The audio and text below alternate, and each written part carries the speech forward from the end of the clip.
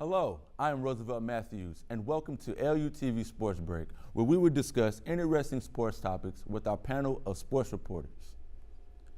Children are our future, but could theirs be in jeopardy? With youth football starting as early as 5 years old, kids may be in danger of doing more harm than good. A recent study found that after 1 year of high-impact football, players experience damage to a crucial part of the brain.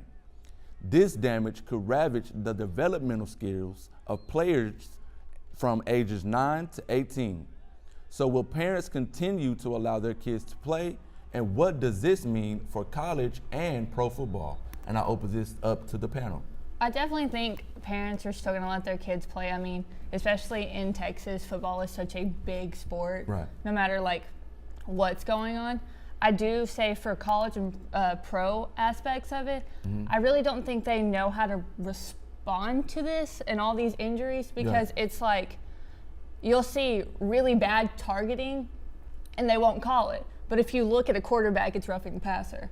So it's just like it's weird. They don't really know how to deal with all the injuries going on right now. I feel like parents will inevitably stop their kids from playing football, but not in its entirety. So football will never go away, even though the kids are really young, and kids are getting bigger and faster at much younger ages. But I don't think that they'll take their kids out of football because football has been a part of history. So the parents won't take their kids out of football, but they'll probably keep them from contact until they're a little older. Jace? I think we'll see a lot less kids play football as they grow up, but I think it still be a big part of families edging their kids on or pushing their kids on to play the sport.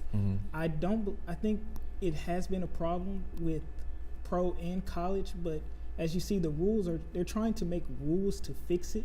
But as we go on, I just don't believe it's gonna have too much of an impact for kids. And I will say, when I was young, playing football as a child and at age 8 is very different from 8-year-olds playing now. You see TV shows of these kids going all out, tackling each other. It's full contact.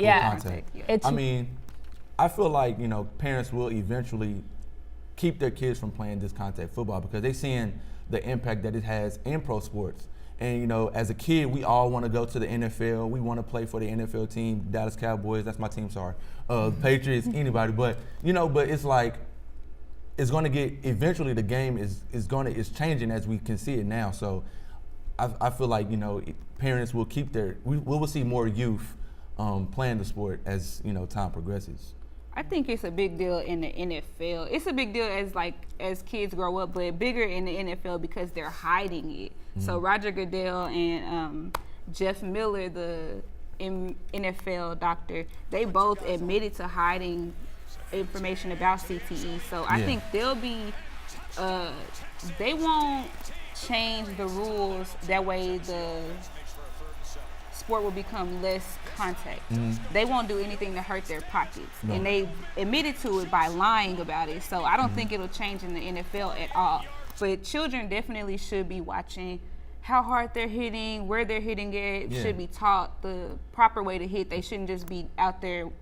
But I think it starts with the coaching too, because we see. I know have y'all seen that show Friday Night Tykes? Yes. They're encouraging the kids to go out there and do smash mouth football at an early age of 8 and 7 to 8-year-olds. I'm like, you can't. That's where the fear of putting my kid into sports. That's where that gets, and that's where that comes into play. And I will say with the coaches aspect of it, I know I used to watch Colt McCoy when he first came in. I was a big fan of his at Texas. He got a concussion, and the Cleveland Browns were just put him back in the game. He's fine. Because he can't lose that game for the Cleveland Browns because they'll lose money, they'll lose revenue. It's not it's not something that players want to do. Players don't want to go out there and get hurt, but you definitely can't take away their bread and butter. So, just how you feel? Well, I mean, it's in the moment of the game. You can't tell somebody oh, you have to make sure you don't hit them. But when you're coming full speed at somebody, just hitting them it's like second nature to you. You can't just oh, I have to watch out. That's why a lot of people had a problem with the roughing the passer calls or defenseless receivers. Like Yeah. It's hard to stop yourself when you're like. It's like you're stopping the full force of momentum that you Yeah. cannot control. You know what I'm saying?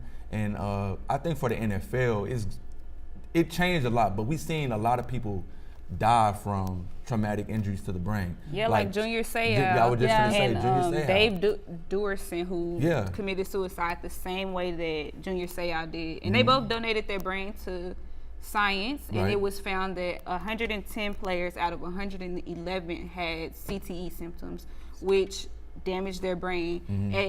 You never know what age they got that at. Right. Like, it could have started when they started playing football, and you never know. And that's just, you can't have the NFL saying that things like this don't exist when on paper we're seeing it. Right. We're seeing it in the news. So, Yeah. So do you think? I'm sorry to cut you off, but do you think those deaths kind of changed the game of football now that we're seeing it, like starting with the targeting calls and roughing the passer calls, trying to keep the NFL more safe? I feel like it changed it, but it also doesn't change it. I see like Carlos Sanchez from Phoenix, high school player, died. Dylan Thomas, high school player, dies. It's almost like they die, they mourn, and then they just keep playing football. right. And you don't really see a change to it. It's weird. And to add to that, I think it's just covering their butts. Like, they're just saying, okay, we're trying, but they can't completely get rid of it. So Yeah. I don't see how you can make the game safer without adding another F and giving them a flag and calling the National Flag Football League.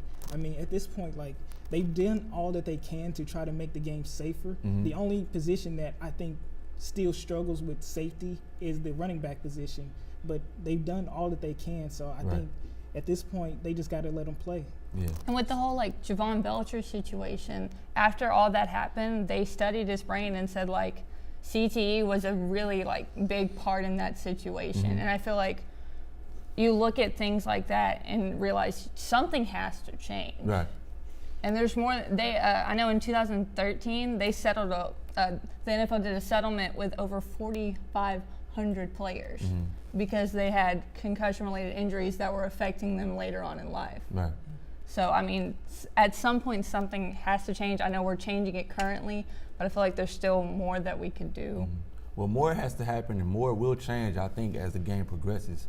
So thank you, panel, and thank you, sports, for tuning in to the Sports Break. Be sure to like us on Facebook and follow us on Twitter for more Lamar University sports. See you next time.